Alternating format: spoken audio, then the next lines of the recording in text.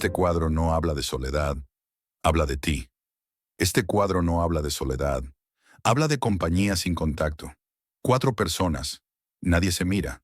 Hopper no pinta la noche, pinta lo que ocurre cuando no hay a quien llamar. Desde la psicología, esta escena es devastadora. Presencia sin vínculo, rutina sin sentido, silencio compartido, no hay drama. Y eso es lo peor, porque la verdadera soledad no grita, no llora, pide café, mira al frente y espera que el tiempo pase. Este cuadro no ocurre en los años 40. Ocurre cada vez que miras tu teléfono rodeado de gente.